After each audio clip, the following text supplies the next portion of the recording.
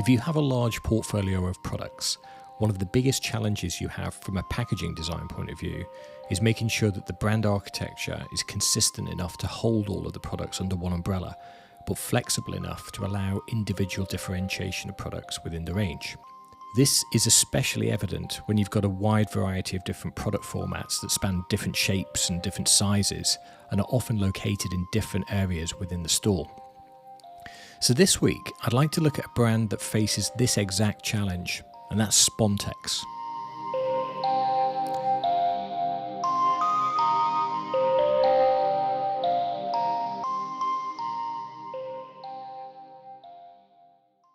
Spontex are a fantastic range of cleaning products, but in this competitive sector, they have a big fight on their hands to showcase their point of difference from much cheaper own brand competition, as well as other big brands that focus on smaller niches within the sector.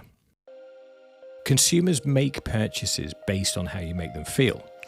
They will always shop based on finding a solution to the problem rather than finding an actual product. This is where having a compelling brand story really comes into play. It's clear from the Spontex range that there isn't really an immediate brand story. Why, as a consumer, should I buy the product? What need is it answering? This is why many products fail, especially when you're up against cheaper own brand equivalents. For the shopper that's confused and that can't see a clear benefit, they'll always go with the cheaper option. Why wouldn't they? The brand was created in France in 1932, and the name Spontex is an amalgamation of the words sponge and textile as a nod to the company being the creators of the world's first cellulose sponge. They position the brand as the champion of less effort and exist to make cleaning a bit more fun, and that's quite a task. You would think that any brand that champions itself as providing less effort would focus more on time saving or ease of use a little more, but this isn't fully evident on pack or in any of the ranges.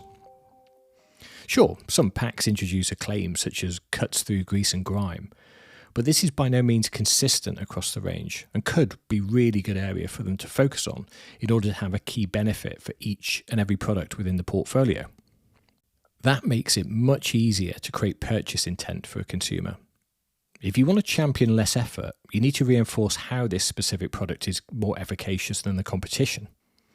When you have a big range, creating a consistent architecture across canvases that are both landscape and portrait, flat and cylindrical, can be a challenge. What tends to happen on large portfolios is that different products are created at different points in time, and the rules on how these brands are put together can sometimes change and morph. The net result is that you have very different looking and disjointed ranges that don't look like they're born from the same stable. This is never good from a consistency point of view because maintaining consistency on a brand builds consumer trust. When products that are within the same range are executed differently, it tends to make some parts of the portfolio appear dated and disjointed. You only need to look at what some of the discounters are doing now, where they mimic the big brands in a much more consistent way, and so as to own the shelf, just to see the danger they pose to inconsistencies on large ranges. There seems to be plenty of confusion across the portfolio as to what product fits where.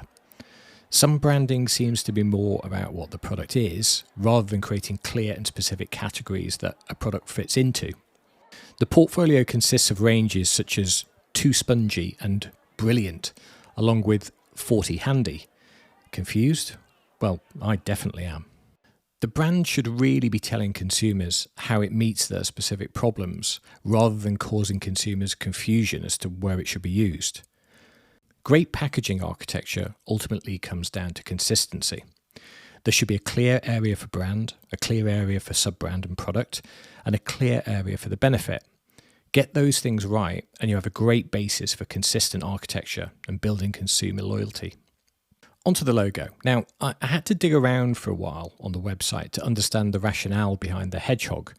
What exactly is this introduction of the character conveying? If it's to try and mimic how some of the dishwasher pads can be used for scouring pots and pans, it leaves a fairly frightening image, as I'm sure the last thing the consumer would want to use is a hedgehog to remove the last bits of baked-on lasagna from their oven dishes. The other aspect to look at is how does the hedgehog best represent being the champion of less effort? Hedgehogs are known to be nocturnal with sleeping patterns that tend to resemble teenagers. Would an animal more associated with speed and efficiency be a better representation of what the brand stands for? These are the sort of links that consumers make subconsciously. It's why, as designers, we pick certain colourways or certain symbols to evoke certain aspects. Now that brings me very neatly onto pack communication. As I mentioned earlier, I think the range would really benefit from having a single-minded benefit that leads the charge on all of these packs.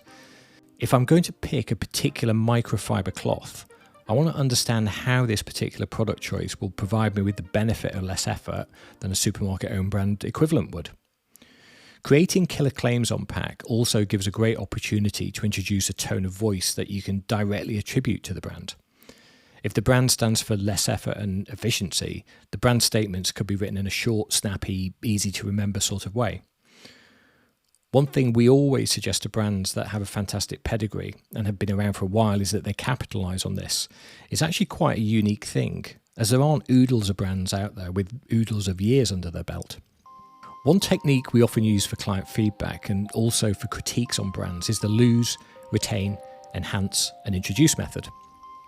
So just to expand on that a bit, lose is what's on there that currently isn't working, retain what's on there and is working well, enhance what assets are on pack that could work a lot harder, and introduce is how could we improve the pack by adding something that isn't on there already.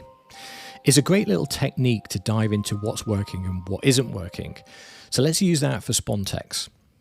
Firstly, onto lose.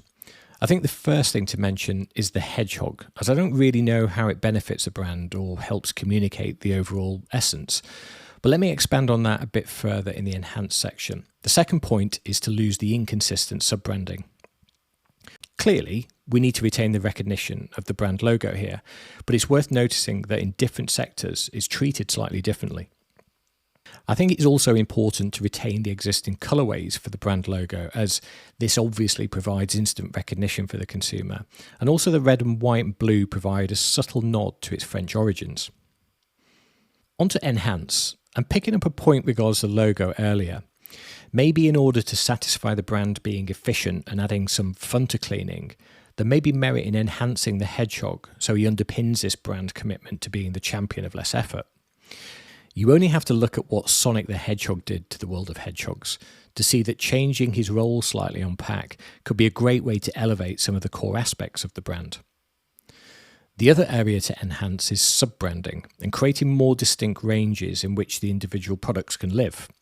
This makes it much easier to navigate the range and creates regimes that may require 2 or 3 different products, so it also encourages consumers to buy other items from within the portfolio. Lastly, introduce. Now, as I mentioned earlier, introducing more of a lead killer claim or benefit to each of the products would really help underpin the core brand essence and aid consumer choice. I've used Spontex as an example here, but this critique is something we see a lot over many brands that span large portfolios. It's ultimately down to consistency. Create brands consistently across all of their touch points, and you build consumer trust, heighten recall, and aid navigation for the consumer. The key thing though, whether you're trying to be the champion of less effort or to make cleaning a bit more fun, you need to make sure that this story comes to life in every aspect of the brand, from the logo to the packaging, all the way through to the on-pack narrative.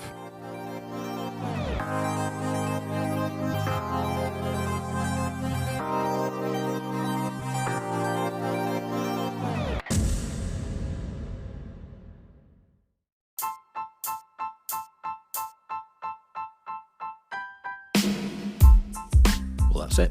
That's a wrap, as they say. I hope you found it informative. If it adds value, then please do subscribe.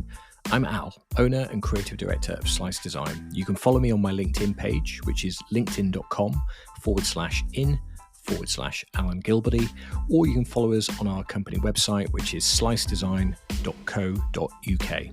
So until next time, have a fantastic week and keep well.